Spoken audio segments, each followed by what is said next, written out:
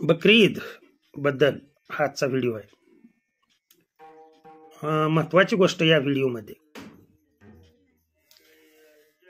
Selection कसं करायचं, कुठल्या बोकडांचं करायचं, कुठली जात निवडायची हे अगोदरच्या व्हिडिओमध्ये सांगितलेलं आहे.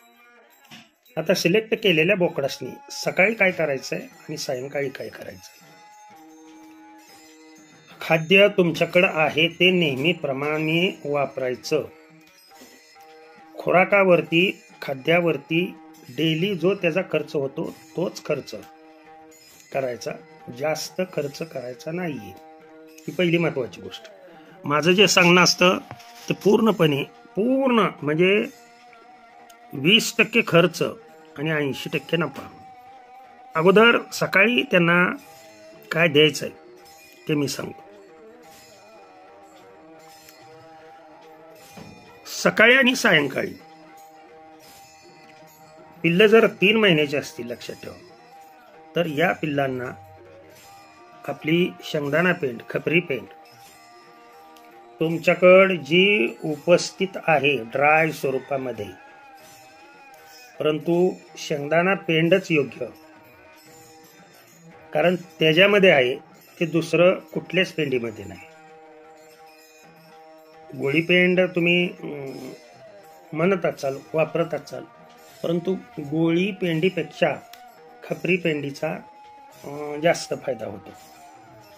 पिल्लं जर समजा छोटी असतील, छोटी म्हणजे 3 महिन्याच्या पुढची, आता 3 महिन्याच्या पुढची पिल्लं घेऊन तुम्ही जर बोकड पालन करणार असाल तर ते नेक्स्ट इयरसाठी झालं, या वर्षीसाठी नाही. जर तुमची पिल्लं 6-7 महिन्याच्या पुढची असतील तर त्यांना हा जो खुराक आहे तो 150 ग्रॅम, त्याच्यामध्ये बाकीचं काही मिसळायची आवश्यकता नाही. मिसळायचेच असतील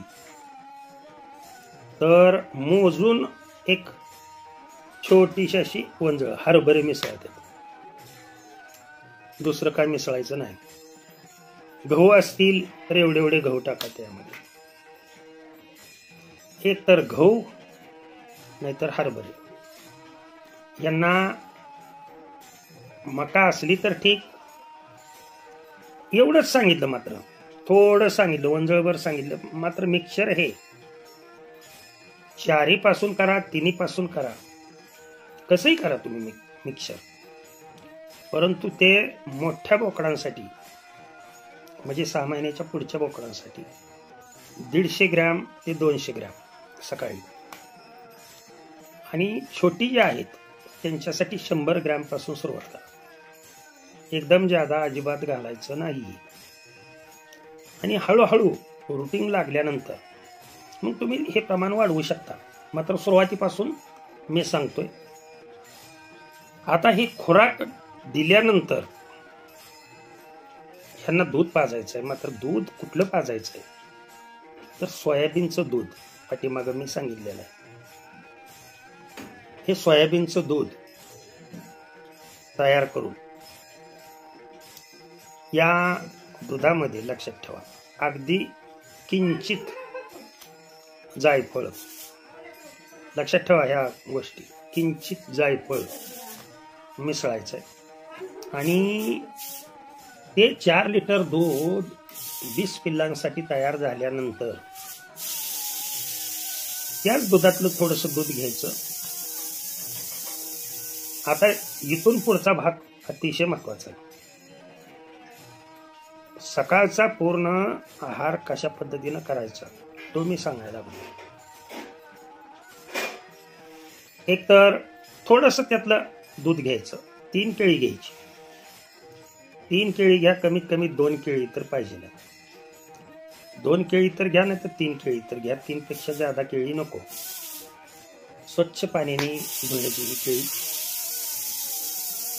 दोन्हीकडच्या बाजूने देठ आणि शेंड्याकडल्या बाजूने, बुडाकडल्या बाजूने थोडंसं ती घाण असते ती कट करून घ्यायची.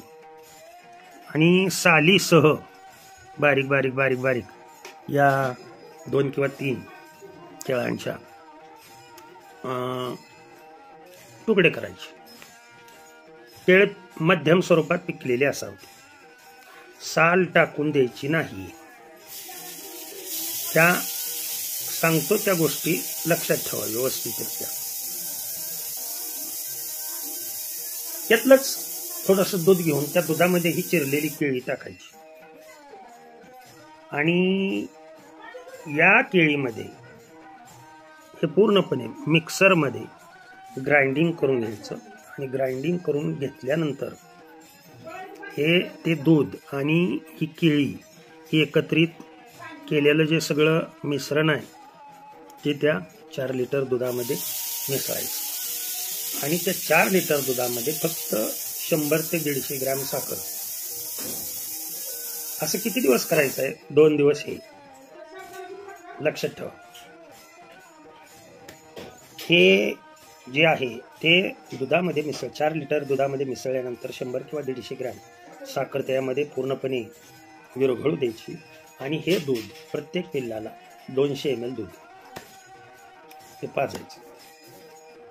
त्यानंतर काहीही त्यांना द्यायची आवश्यकता नाही. 9 वाजता चारा टाकला तर तिथून पुढे 3 तास त्यांनी बसले पाहिजे, रवत केली पाहिजे. तिथून पुढे 3 तास म्हणजे 12:30 पर्यंत तुम्ही काही करायचं नाही.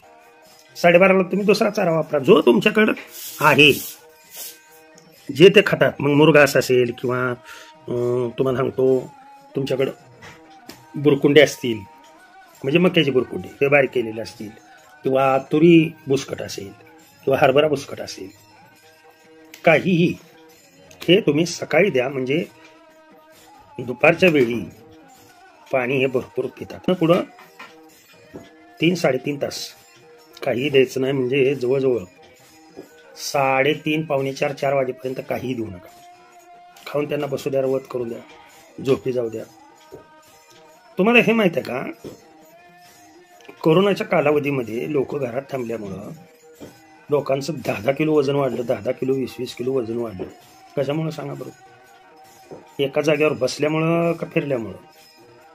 तर बसल्यामुळं. हां, त्यांना फिरण्यासाठी तेवढं कंपाऊंड करा ना, पण वाजवीपेक्षा जास्त फिरवणं म्हणजे ते तोट्याचं. त्यांना जागाही तेवढा एका जागेवरून दुसऱ्या जागेवर उठून बसण्यासाठी फिरस्ती जागा असली पाहिजे. ऊन लागलं पाहिजे त्यांना, कारण उन्हातून डी जीवनसत्व लक्षात ठेवा. पाल्यातून जरी चाऱ्यातून अजीवनसत्व मिळालं तर डी जीवनसत्व त्यांना मिळालं पाहिजे. आता संध्याकाळी 100 ग्रॅम मका, 100 ग्रॅम गहू हे दोन्ही मिळून झालं 200 ग्रॅम. त्यानंतर 50 ग्रॅम बटाटा आणि 50 ग्रॅम छिलका, आपला सूर्यफुलाचा छिलका असतो ना, तो छिलका. हे झालं एकूण 300 ग्रॅम. 100 ग्रॅम खपरी पेंड म्हणजे शेंगदाणा पेंड.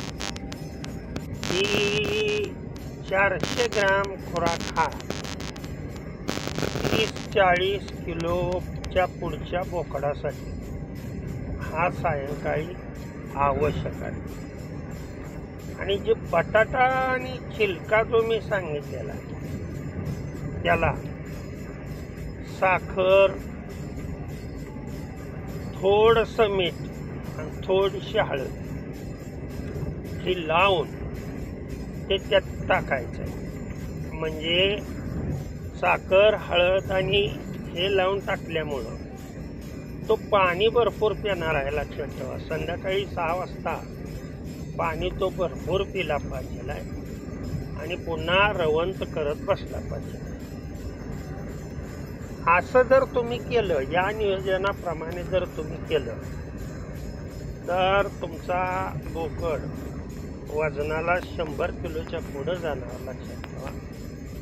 आणि त्याचं जिवंत कापल्यानंतर वजन 65 ते 70 किलो भरणार. ओके, नमस्कार.